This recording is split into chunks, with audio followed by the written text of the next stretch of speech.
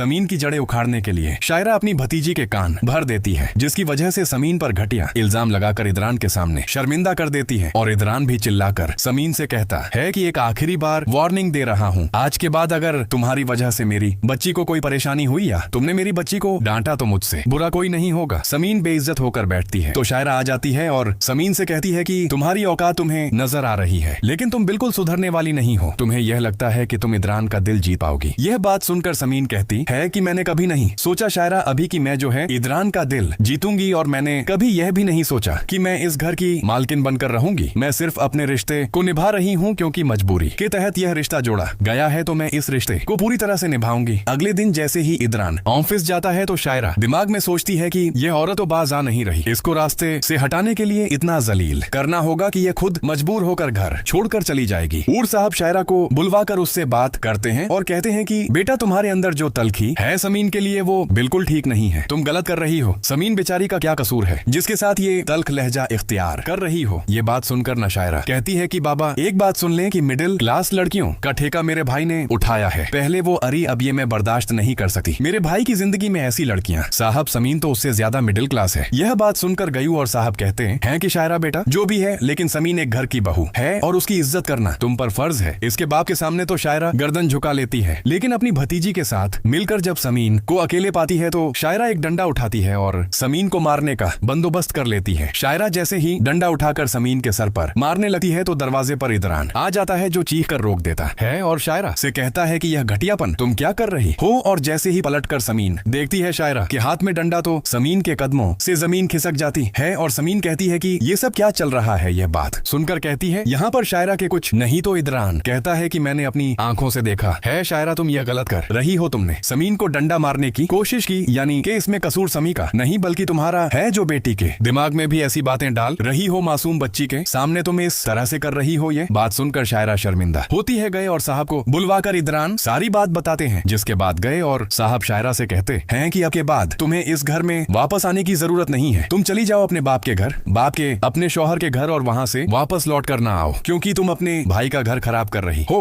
ये बात सुनकर तो समीन के सामने शायरा मजबूर हो जाती है। तो गयूर साहब कहते हैं कि अब तुम्हें समीन से माफी भी मांगनी होगी। शायरा जो है माफी मांगने के लिए कासिर हो जाती है और कहती है कि नहीं मांग सकती मैं माफी, क्योंकि मुझे कोई दिलचस्पी नहीं माफी मांगने में। तो गयूर साहब अपनी बेटी को घर से निकाल देते हैं। जैसे ही शायरा घर पहुंचती है, शायरा घर पहुंचकर कमाल से कहती है कि मेरे साथ नाइंसाफी